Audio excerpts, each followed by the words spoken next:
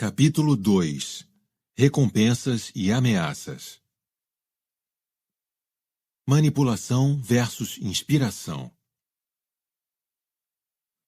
Praticamente não existe no mercado um produto ou serviço que um consumidor não possa adquirir de um concorrente por mais ou menos o mesmo preço, mais ou menos a mesma qualidade, mais ou menos o mesmo nível de serviço e mais ou menos as mesmas características. Se você de fato tiver uma vantagem por tê-lo lançado primeiro, é provável que vá perdê-la em questão de meses. Se oferecer alguma coisa verdadeiramente nova, outra empresa logo virá com algo semelhante e talvez até melhor. Mas se perguntar à maioria dos líderes de um negócio por que os clientes deles são seus clientes, a maioria lhe dirá que é por causa da qualidade, das características, do preço ou do serviço. Em outras palavras, a maior parte das empresas não consegue explicar por que seus clientes são seus clientes. Essa é uma constatação fascinante. Se as companhias não sabem por que seus clientes são clientes, há uma boa chance de elas também não saberem por que seus funcionários são seus funcionários. Se a maioria das empresas não sabe por que seus clientes dão preferência a elas ou por que seus funcionários trabalham lá, então como saberão como atrair mais funcionários e incentivar a fidelidade entre os que já pertencem aos seus quadros? A verdade é que hoje a maior parte delas está tomando decisões com base em um conjunto incompleto, ou pior, completamente falho de suposições sobre o que está impulsionando o negócio. Existem apenas duas maneiras de influenciar o comportamento humano. Você pode manipulá-lo ou inspirá-lo. Quando me refiro à manipulação, não é com sentido necessariamente pejorativo. Trata-se de uma tática muito comum e até certo ponto benigna. Na verdade, muitos de nós temos feito isso desde que éramos pequenos. Vou ser seu melhor amigo. É uma tática de negociação bastante eficaz, empregada por gerações de crianças para obter algo de um colega. E como lhe dirá toda criança que algum dia deu uma bala esperando ter um novo melhor amigo, funciona. Dos negócios à política, há manipulações desenfreadas em todas as formas de venda e de marketing. As manipulações típicas incluem redução de preço, promoção, exploração do medo, da pressão do grupo social ou de mensagens baseadas em desejos e aspirações do consumidor, e promessas de inovação para influenciar o comportamento, seja uma compra, um voto ou apoio. Quando empresas não sabem ao certo por que seus clientes são clientes, elas tendem a contar com um número desproporcional de manipulações para obter aquilo de que precisam. E por um bom motivo. A manipulação funciona. Preço. Muitas companhias relutam em entrar no jogo do preço, mas fazem isso porque sabem que é eficaz. Tão eficaz que a tentação às vezes pode ser arrasadora. Há poucas prestadoras de serviços especializados que, quando deparam com a oportunidade de fazer um grande negócio, não baixam os preços para que ele seja fechado. Não importa como racionalizaram isso para si mesmos ou para seus clientes, o preço é uma manipulação altamente eficaz. Reduza seu preço o suficiente e as pessoas vão comprar de você. Vemos isso no fim de cada estação no varejo, quando são feitas queimas de estoque. Baixe o preço o suficiente e as prateleiras logo vão se esvaziar, dando lugar aos produtos da próxima estação. Entrar no jogo do preço, no entanto, pode representar um tremendo custo e criar um dilema significativo para a empresa. Para o vendedor, a venda motivada pelo preço é como heroína. O ganho no curto prazo é fantástico, mas quanto mais se faz isso, mais difícil fica se livrar do hábito. Uma vez que os compradores se acostumam a pagar um preço abaixo da média por um produto ou serviço, será muito difícil para eles pagarem mais. E os vendedores, diante de uma avassaladora pressão para empurrar os preços cada vez mais para baixo, a fim de se manterem competitivos, veem suas margens ficarem cada vez menores. Isso só aumenta a necessidade de vender mais para compensar. E a maneira mais rápida de fazer isso é, de novo, reduzindo o preço. E assim se instala o vício da espiral descendente de preço. No mundo das drogas, viciados são chamados de junkies. No mundo dos negócios, nós os chamamos de commodities. Seguros, computadores pessoais, serviço de telefonia móvel, uma enorme quantidade de bens de consumo não duráveis. A lista de commodities criada pelo jogo do preço aumenta cada vez mais. Em quase todas as circunstâncias, as companhias que são forçadas a tratar seus produtos como commodities causaram isso a si mesmas. Não posso alegar que reduzir o preço não seja uma forma legítima de conduzir o negócio. O desafio é continuar a ser lucrativo. O Walmart parece ser uma exceção à regra. Eles construíram um negócio extraordinariamente bem-sucedido entrando no jogo do preço. Mas a um alto custo. A escala ajudou o Walmart a evitar a fraqueza inerente a uma estratégia baseada no preço. Mas a obsessão da companhia pelo preço, acima de tudo o mais, a deixou marcada por escândalos e comprometeu sua reputação. E cada um dos escândalos nos quais a companhia se envolveu teve origem em tentativa de manter os custos reduzidos para que pudesse se permitir oferecer preços tão baixos. Preço baixo sempre custa alguma coisa. A questão é: quanto você está disposto a pagar pelo dinheiro que ganha? Promoções. A General Motors tinha uma meta ousada: liderar a indústria automobilística americana em participação de mercado. Na década de 1950, havia nos Estados Unidos 4 opções entre as montadoras: GM, Ford, Chrysler e AMC. Antes de os fabricantes estrangeiros entrarem em cena, era a GM que dominava. Uma nova concorrência, como seria de esperar, tornou essa meta mais difícil de ser mantida. Não preciso fornecer quaisquer dados para explicar quanta mudança houve na indústria automobilística em 50 anos. Mas a General Motors aguentou firme durante a maior parte do século passado e manteve seu prezado domínio. A partir de 1990, porém, a participação da Toyota no mercado dos Estados Unidos mais do que dobrou. Em 2007, a companhia japonesa tinha escalado de apenas 7,8% para 16,3%. Durante o mesmo período, a GM viu sua participação de mercado levar um tombo de 35% em 1990 para 23,8% em 2007. E no início de 2008 aconteceu o impensável.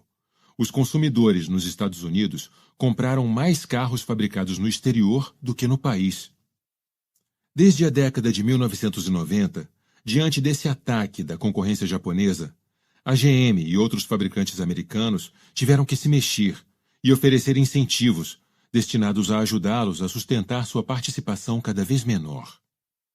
Com a publicidade anunciando promoções de peso, a GM, por exemplo, ofereceu incentivos de retorno entre $500 e $7.000 para clientes que comprassem seus carros e caminhões. Durante um bom tempo, o desempenho das promoções foi brilhante. As vendas da GM voltaram a subir. No entanto, no longo prazo, os incentivos só serviram para corroer drasticamente as margens de lucro da GM e conduzi-la a um buraco profundo. Em 2007, a empresa perdeu $729 por veículo, em grande parte por causa dos incentivos. Constatando que o modelo era insustentável, a GM anunciou que ia reduzir o montante dos incentivos de retorno oferecidos, o que fez as vendas despencarem. Sem incentivo, sem clientes. A indústria automobilística havia efetivamente transformado os clientes em junkies do retorno em dinheiro, construindo uma expectativa de que não existe essa coisa de preço cheio. As promoções, sejam as de compre um e leve dois, ou as leve um brinde grátis, são manipulações tão comuns que às vezes esquecemos que estamos sendo manipulados. Na próxima vez que fizer uma compra, de uma câmera, por exemplo, preste atenção em como você toma sua decisão. Você vai encontrar facilmente 2 ou 3 câmeras que satisfazem as especificações de que precisa. Tamanho, número de megapixels, mesma faixa de preço, boa marca. Mas talvez uma delas ofereça uma promoção. Um estojo ou um cartão de memória grátis. Levando em conta a relativa paridade das características e dos benefícios, esse pequeno item extra às vezes é tudo de que você precisa para fazer pender a balança para um lado. No mundo das transações entre empresas, B2B ou business to business, as promoções são chamadas de valor adicionado ou valor agregado. mas os princípios são os mesmos. Ofereça alguma coisa grátis para reduzir o risco, de modo que alguém faça um negócio com você. E, assim como a redução no preço, promoções funcionam. A natureza manipuladora das promoções está tão bem estabelecida no varejo que o setor até deu um nome a um dos princípios. Chama-se breakage. O breakage mede o percentual de clientes que não aproveitam uma promoção e acabam pagando o preço cheio do produto. Isso costuma acontecer quando os compradores não se dão o trabalho de cumprir as etapas necessárias para solicitar seus benefícios em um processo idealizado para ser propositalmente complicado ou inconveniente, a fim de aumentar a probabilidade de erros ou de inação e manter o breakage em um número elevado. Para obter o benefício, é comum que o cliente precise enviar uma cópia do recibo, recortar um código de barras da embalagem e preencher um longo formulário com detalhes sobre o produto e como foi adquirido. Enviar um fragmento errado da embalagem ou omitir um detalhe na solicitação pode postergar o recebimento do benefício por semanas, meses ou até cancelá-lo. O setor que adota benefícios e vantagens também tem um nome para o número de clientes que simplesmente não se dá o trabalho de fazer a requisição do benefício ou que nunca saca o cheque do benefício que recebe. Chama-se slippage. Para os negócios, os ganhos de curto prazo dessas e de outras manipulações são claros. Um benefício ou vantagem é uma isca para o cliente pagar o preço cheio por um produto que pode ter considerado comprar só por causa da perspectiva de um ressarcimento parcial. Mas cerca de 40% desses clientes nunca conseguem o preço baixo que pensavam estar pagando. Chame isso de imposto dos desorganizados, mas os varejistas contam com ele. Órgãos reguladores têm aumentado sua vigilância sobre a indústria dos programas de fidelidade, mas com sucesso limitado. O processo de recebimento dos benefícios continua sendo complicado, e isso significa dinheiro para o vendedor. A manipulação em sua melhor forma. Mas a que custo? Medo. Se alguém fosse assaltar um banco com uma banana no bolso, seria acusado de roubo à mão armada. Claro que ninguém correria o risco de levar um tiro, mas o que a lei leva em conta é a crença das vítimas de que o assaltante tinha uma arma real. E por um bom motivo. Sabendo muito bem que vai motivá-las a obedecer às suas ordens, o assaltante toma medidas para deixar as pessoas com medo. O medo, por motivo real ou só imaginado, é sem dúvida a manipulação mais poderosa. Ninguém nunca foi despedido por ter contratado a IBM, diz o velho adágio, descrevendo um comportamento completamente resultante de medo. Um funcionário em um departamento de compras, encarregado de localizar os melhores fornecedores para uma companhia, rejeita um produto superior a um preço mais baixo apenas porque é de uma companhia menor ou de uma marca menos conhecida. O medo, por motivo real ou só imaginado de que seu emprego estivesse em risco se algo desse errado, foi suficiente para levá-lo a ignorar a finalidade expressa de sua tarefa e até fazer algo que não é do melhor interesse da companhia. Quando o medo é empregado, os fatos são incidentais.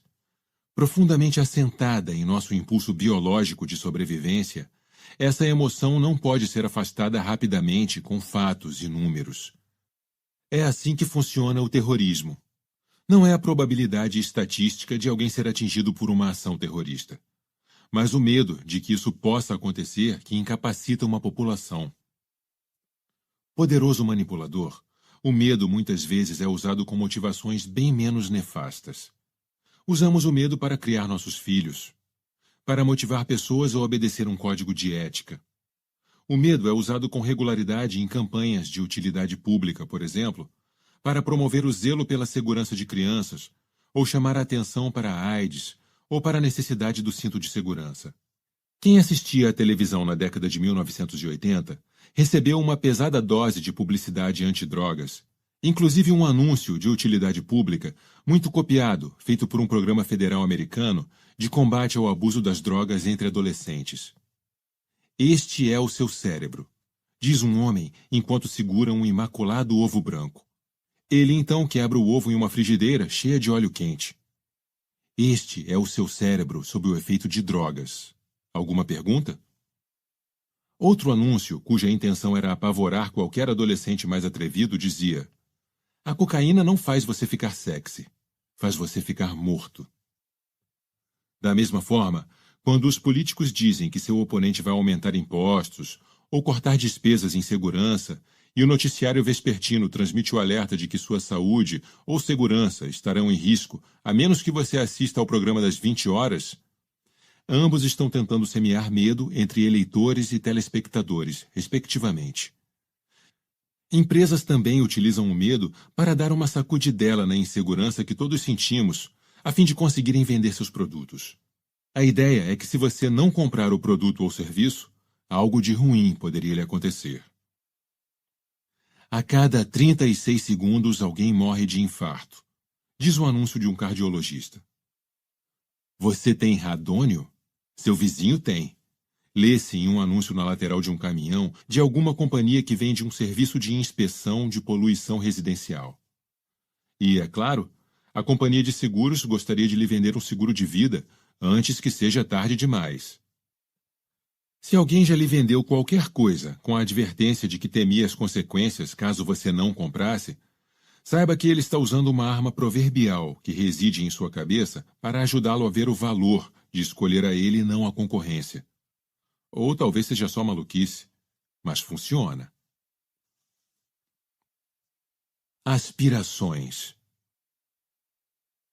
Parar de fumar foi a coisa mais fácil que já fiz, disse Mark Twain. Já fiz isso centenas de vezes. Se o medo nos motiva a nos afastar de algo terrível, mensagens que evocam aspirações criam uma tentação por algo desejável. Marqueteiros costumam falar sobre a importância de ter aspirações, oferecendo às pessoas algo que desejam alcançar e a possibilidade de chegarem lá mais facilmente usando determinado produto ou serviço. 6 passos para uma vida mais feliz. Faça esta série de exercícios para ter o corpo com o que sempre sonhou. Em apenas 6 semanas você pode ficar rico. Todas essas mensagens manipulam. Elas provocam em nós uma tentação por coisas que queremos ter, ou pela possibilidade de nos tornarmos a pessoa que gostaríamos de ser. Embora positivas em sua natureza, as mensagens dirigidas às aspirações são mais eficazes com pessoas com pouca disciplina ou que sentem medo e insegurança quanto à própria capacidade para realizar seus sonhos sozinhas. E essas pessoas são, em diversos momentos e por razões diversas, todo mundo.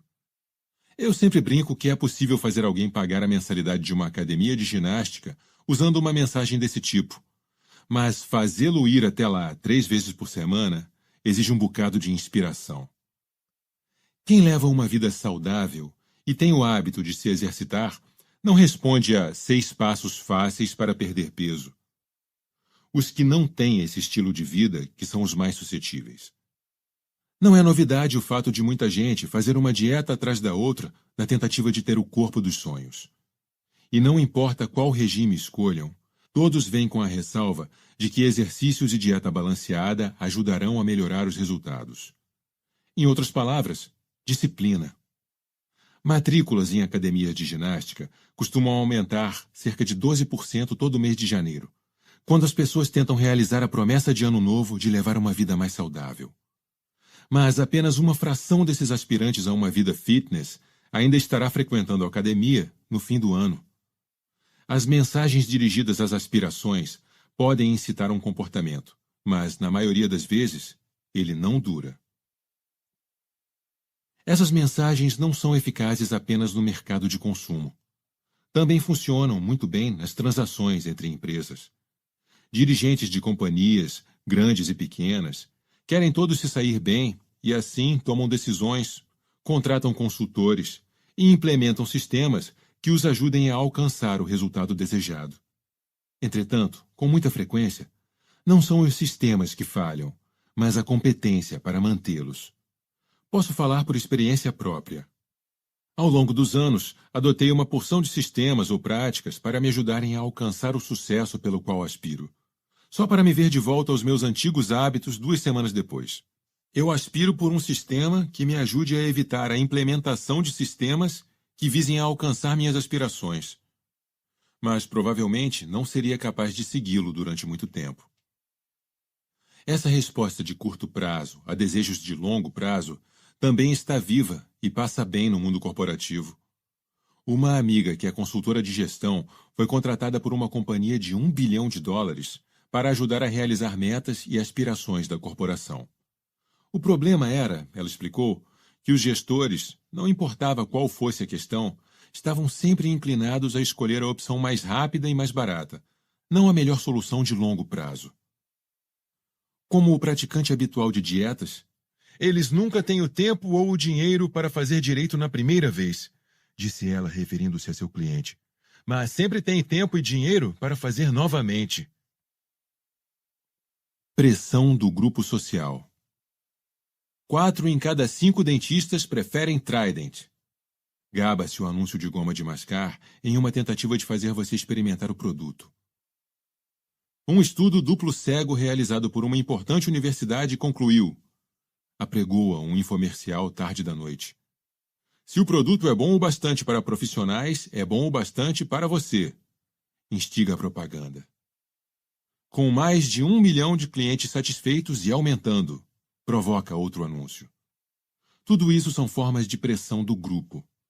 Quando marqueteiros relatam que a maioria de uma população ou de um grupo de especialistas prefere seu produto e não outro, estão tentando levar o consumidor a acreditar que aquilo que vendem é melhor. A pressão do grupo funciona porque acreditamos que a maioria ou os especialistas devem saber mais do que nós. Funciona não porque a maioria ou os especialistas sempre tenham razão, mas porque nós temos medo de estar errados. O endosso de celebridades muitas vezes é usado para acrescentar a pressão do grupo ao argumento de venda. Se ele usa, deve ser bom, supõe-se que estejamos pensando. Isso faz sentido quando ouvimos o campeão de golfe Tiger Woods dar seu aval aos produtos de golfe da Nike ou às bolas Titleist. O acordo de Woods com a Nike é tido como o responsável por colocar a companhia no mapa do golfe mundial. Mas Tiger também endossou carros da General Motors, serviços de consultoria de gerenciamento, cartões de crédito, alimentos e um relógio da Tag Heuer projetado especialmente para o golfista. O relógio, a propósito, é capaz de resistir a um G-Shock de 5.000, um nível de choque mais provavelmente experimentado pela bola do que pelo golfista. Mas Tiger o recomendou, então deve ser bom. Os endossos de celebridades também são usados para apelar às nossas aspirações e ao nosso desejo de ser como eles. O exemplo mais explícito foi da Nike com a campanha Quero Ser Como Mike, que sugeria aos jovens a ideia de crescer e ser como Michael Jordan se usassem os produtos Nike. Em muitos outros exemplos de endosso de celebridades, porém, é mais difícil ver a conexão. Sam Waterston, da famosa série Lei e Ordem, por exemplo, fazia propaganda para a corretora TD Ameritrade. Mas, apesar da fama, não há muita certeza sobre o que um ator famoso por seu personagem que condena maníacos homicidas pode fazer pela marca. Meu palpite é que ele é confiável. Jovens impressionáveis não são os únicos visados pela pressão do grupo. A maioria de nós provavelmente passou pela experiência de ser pressionado por um vendedor. Você nunca teve um representante de vendas tentando vender a você alguma solução para o escritório, afirmando que 70% da concorrência usa os serviços deles e depois questionando por que você não usa? Mas e se 70% de seus concorrentes forem idiotas? Ou e se deram aos 70% tanto valor agregado ou ofereceram um preço tão baixo que eles não conseguiram resistir à oportunidade? Essa prática foi criada para fazer uma única coisa: pressionar você a comprar. Fazer você sentir que talvez estivesse deixando passar alguma coisa, ou que todos sabem mais do que você. Melhor ficar com a maioria, certo? Citando minha mãe, se seus amigos pularem da ponte, você pularia também? Infelizmente, se Michael Jordan ou Tiger Woods forem pagos para fazer isso, poderiam dar início a uma tendência. Novidade, também conhecida como inovação. Em uma grande inovação de design e engenharia, a Motorola criou um telefone da maior qualidade. Lê-se em um comunicado à imprensa em 2004 que anunciava o lançamento do mais novo modelo dessa fabricante de celulares no mercado ultracompetitivo da telefonia móvel. A combinação de metais, como o alumínio usado em aviões, com novos avanços, como antena interna e um teclado gravado quimicamente, levaram à formação de um dispositivo com apenas 13,9 milímetros de espessura. E funcionou. Milhões de pessoas correram para comprar. Celebridades exibiam seus RAZRs no tapete vermelho. Até 1 ou 2 primeiros ministros eram vistos falando em um deles. Tendo vendido mais de 50 milhões de unidades, poucos poderiam alegar que o RAZR não foi um enorme sucesso. Ultrapassando as expectativas atuais quanto à telefonia móvel, o RAZR representa a história da Motorola de apresentar inovações revolucionárias, disse o ex-CEO da Motorola, Ed Zender, sobre seu novo produto maravilha. Estabelecendo um novo paradigma para futuros produtos a serem lançados pelo setor de equipamentos wireless. Esse produto foi um enorme sucesso financeiro para a Motorola. Era uma inovação de proporções monumentais. Será que era mesmo? Menos de 4 anos depois, Zender foi demitido. O estoque era negociado a 50% de seu valor médio desde o lançamento do RAZR. E os concorrentes da Motorola tinham ultrapassado com facilidade suas características e funcionalidades com novos telefones igualmente inovadores. A Motorola voltou a ser apenas mais um fabricante de celulares, lutando por sua fatia da torta. Como tantas antes dela, a companhia confundiu inovação com novidade. A verdadeira inovação muda o curso do ramo de atividade e até da sociedade. A lâmpada elétrica, o forno de micro-ondas, o fax, o iTunes. Essas são verdadeiras inovações que mudaram a maneira como conduzimos negócios, levamos nossas vidas e, no caso do iTunes, que desafiou o setor a reavaliar totalmente seu modelo de negócios. Acrescentar uma câmera a um telefone móvel, por exemplo, não é uma inovação. É um grande recurso, sem dúvida, mas não muda o setor. Com essa definição revista em mente, até a descrição da própria Motorola para o seu produto torna-se apenas uma lista de alguns bons recursos: acabamento em metal, antena oculta, teclado plano e um aparelho fino. Dificilmente uma inovação revolucionária. A Motorola tinha projetado com sucesso o mais recente e reluzente objeto para empolgar as pessoas, ao menos até aparecer um novo objeto reluzente. E é por isso que esses recursos são mais uma novidade do que uma inovação. Eles são acrescentados em uma tentativa de diferenciar, mas não de reinventar. Não é ruim, mas não se pode contar com isso para acrescentar valor no longo prazo. A novidade pode impulsionar as vendas. O RAZR provou isso. Mas o impacto não dura muito tempo. Se uma companhia acrescenta muitas ideias novas com grande frequência, isso pode ter um impacto no produto ou na categoria semelhante ao do jogo do preço.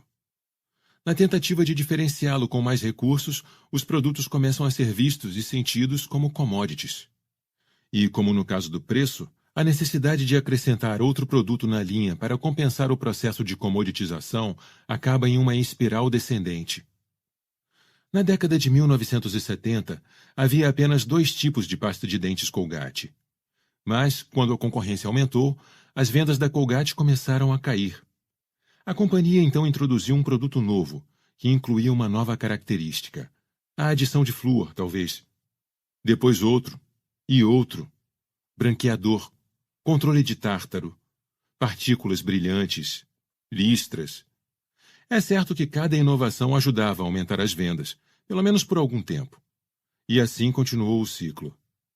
Adivinhe quantos tipos diferentes de pasta de dentes Colgate existiam em 2009 para você escolher.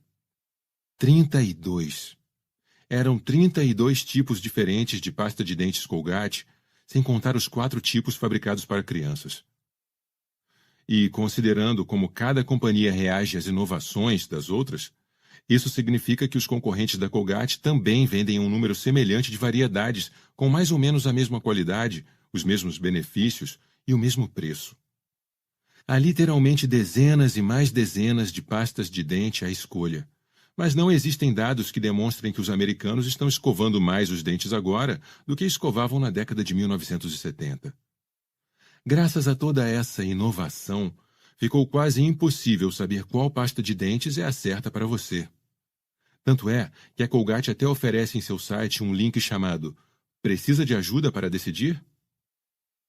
Se a Colgate precisa nos ajudar a escolher um de seus produtos por haver muitas variações, como se supõe que vamos decidir quando vamos ao supermercado sem o site dela para nos ajudar? Mais uma vez, esse é um exemplo do mais recente conjunto de objetos reluzentes criados para nos incentivar a experimentar ou comprar algo. O que as companhias espertamente disfarçam como inovação é, de fato, novidade. E não são apenas bens de consumo não duráveis que se baseiam na ideia de novidade para atrair clientes. Trata-se de uma prática comum em outros setores também. Funciona, mas raramente, se é que alguma vez acontece, a estratégia consolida uma relação de fidelidade. Desde então, o iPhone da Apple substituiu o Motorola RAZR como um novo, popular e obrigatório telefone celular. No entanto, não é a remoção de todos os botões e a colocação de uma tela sensível ao toque que faz o iPhone ser inovador. Esses são os novos e brilhantes recursos. Mas outros podem copiar essas características e isso não redefiniria a categoria. A Apple fez algo muito mais significativo. A Apple lidera não só o modo como os telefones móveis são projetados, mas também a sua maneira típica como o setor funciona. Na indústria de celulares, era o provedor do serviço, não o fabricante do telefone, que determinava quais seriam todos os recursos e benefícios que o telefone pode oferecer. Todas as operadoras determinavam para Motorola, Nokia, Ericsson, LG e outras o que os telefones eram capazes de fazer. Então, apareceu a Apple. Anunciaram que eles é que diriam ao provedor do serviço o que o telefone ia fazer, e não o contrário. A AT&T foi o único que concordou, e ganhou da companhia um acordo de exclusividade para oferecer a nova tecnologia. Esse é o tipo de mudança que impacta o setor por muitos anos e se estende para muito além de alguns anos de explosão de vendas do novo e reluzente produto. O preço que você paga pelo dinheiro que ganha. Não posso negar que as manipulações funcionam. Elas podem, de fato, influenciar o comportamento e ajudar uma companhia a ter sucesso. Mas há implicações. Nenhuma delas cria fidelidade. Ao longo do tempo, os custos se tornam cada vez maiores. Os ganhos são apenas de curto prazo. E as manipulações ainda elevam o nível de estresse, tanto para o comprador quanto para o vendedor. Se você tem muitos recursos financeiros ou está buscando apenas um ganho de curto prazo, sem considerar o longo prazo, então essas estratégias e táticas são perfeitas. Indo além do mundo dos negócios, as manipulações também se tornaram a norma na política da atualidade. Da mesma forma como são capazes de impulsionar uma venda, mas sem criar fidelidade, as manipulações também podem ajudar um candidato a ser eleito, mas não criam um fundamento para a liderança. Liderança exige que as pessoas fiquem com você nos bons e nos maus momentos.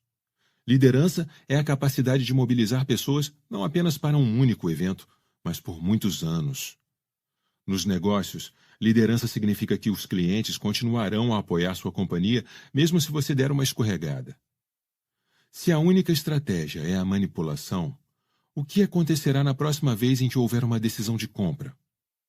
O que acontece depois que se ganha uma eleição? Há uma grande diferença entre a repetição de um negócio e a fidelidade. Repetição de negócio é quando as pessoas fazem negócio com você várias vezes. Fidelidade é quando elas estão dispostas a abrir mão de um produto melhor ou de um preço melhor para continuar a fazer negócio com você. Clientes fiéis, muitas vezes, nem se dão o trabalho de pesquisar a concorrência ou considerar outras opções. Não é fácil conquistar fidelidade. Mas a repetição de negócios, sim. Bastam mais manipulações.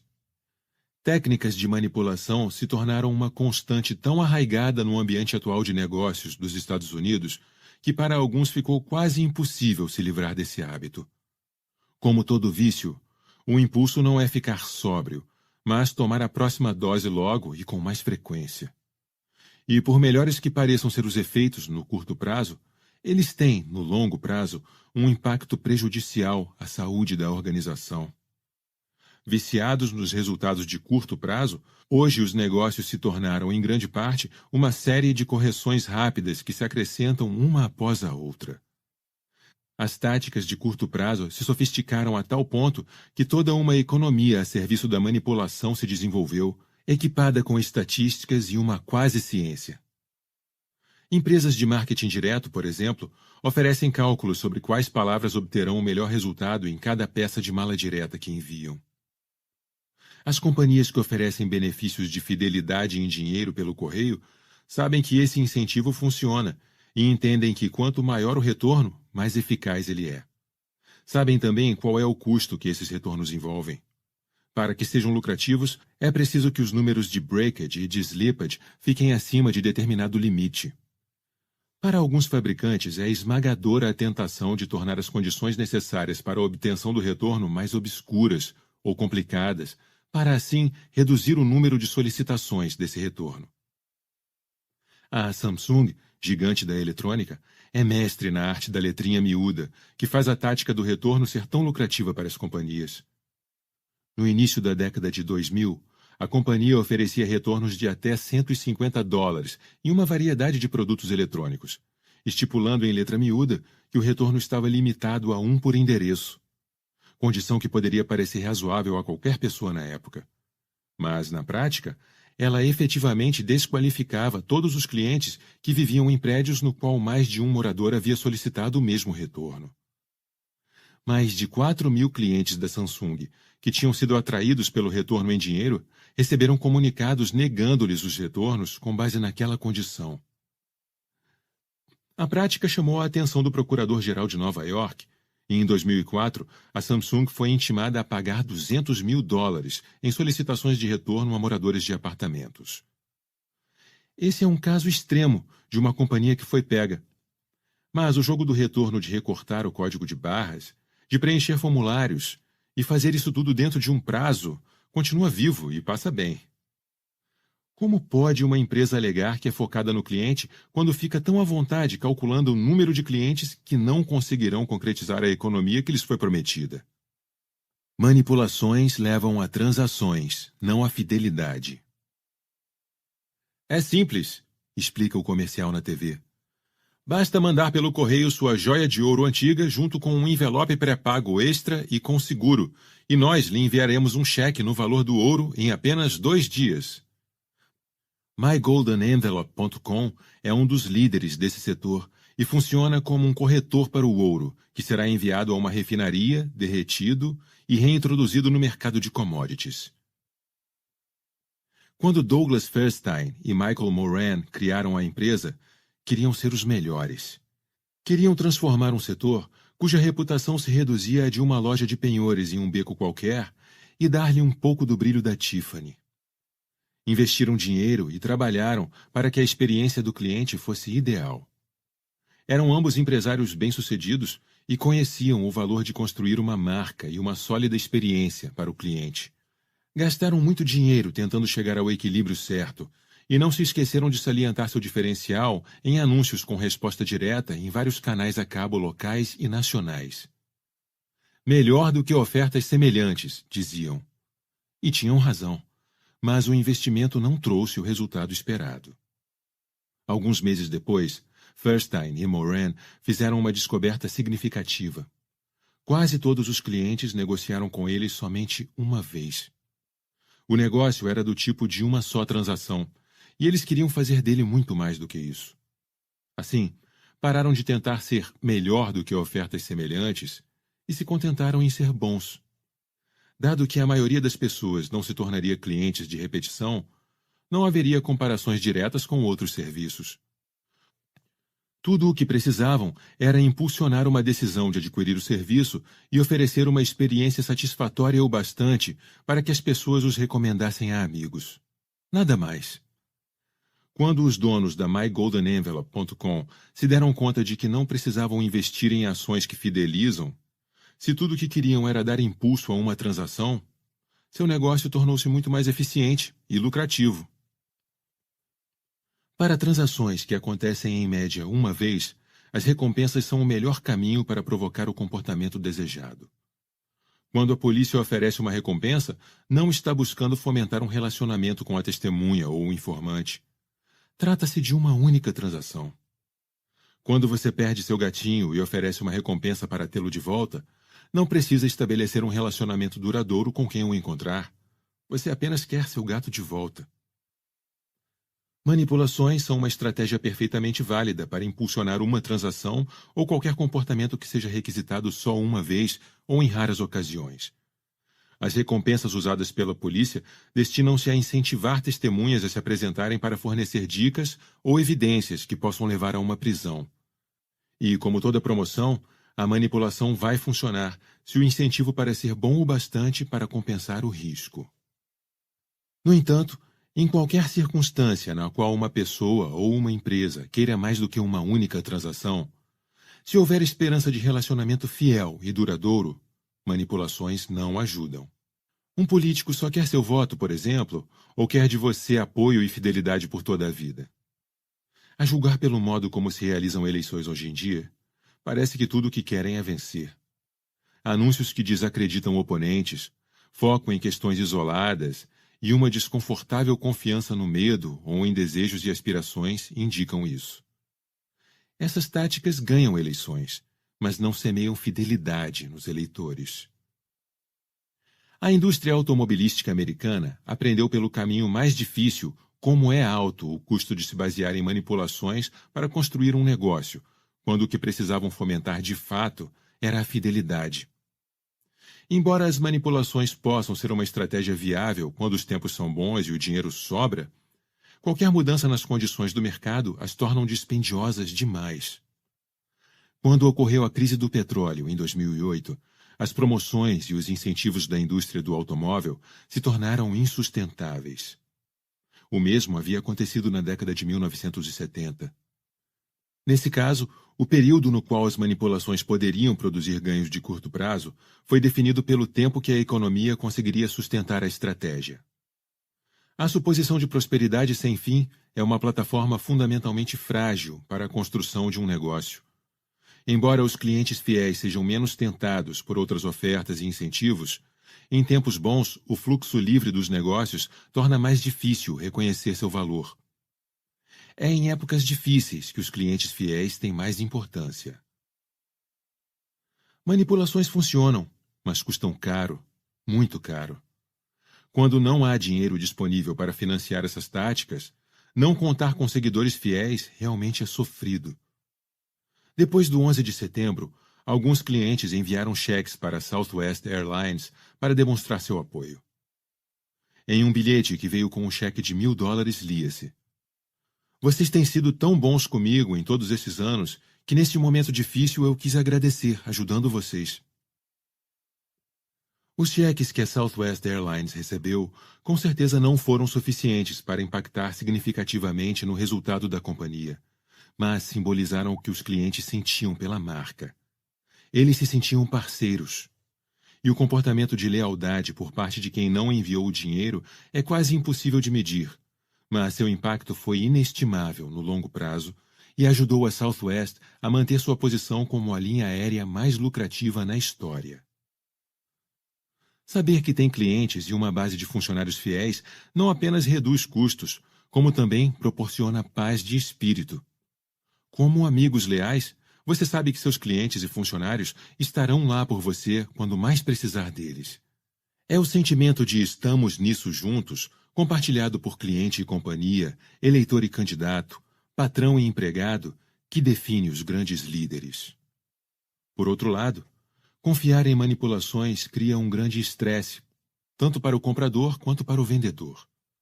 Para o comprador, fica cada vez mais difícil saber qual produto, serviço, marca ou companhia é o melhor. Ironizei a variedade de pasta de dentes e a dificuldade de escolher a certa, mas a pasta de dentes é apenas uma metáfora.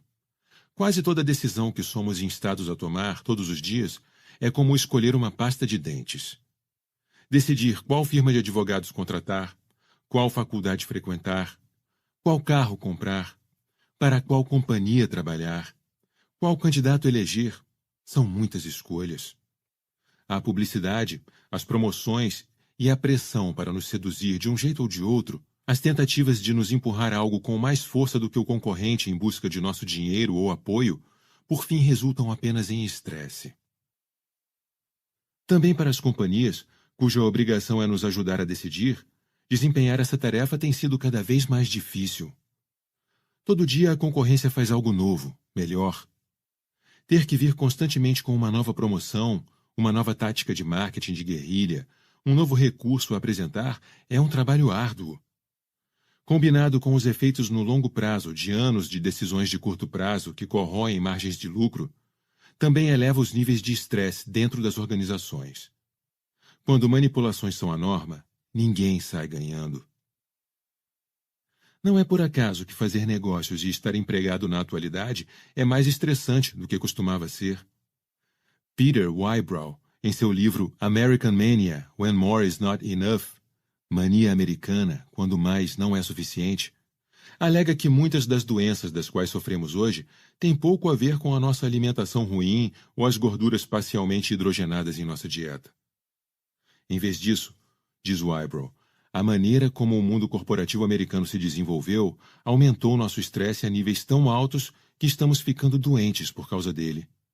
Os americanos estão sofrendo de úlceras, depressão, hipertensão arterial, ansiedade e câncer em níveis recorde. Segundo Whybrow, todas essas promessas estão sobrecarregando os circuitos de recompensa do nosso cérebro. Os ganhos de curto prazo que hoje impulsionam os negócios estão, na verdade, destruindo nossa saúde. Só porque funciona não quer dizer que é o certo. O perigo das manipulações é que elas funcionam. E porque funcionam, tornaram-se a norma praticada pela grande maioria das companhias e organizações, independentemente de tamanho ou tipo de atividade. O fato por si só cria uma pressão de grupo sistêmica. Com uma ironia perfeita, nós, os manipuladores, temos sido manipulados por nosso próprio sistema. Com cada redução de preço, promoção, mensagem baseada no medo ou em aspirações e novidades que usamos para alcançar nossos objetivos, vemos nossas companhias, nossas organizações, nossos sistemas ficando cada vez mais fracos.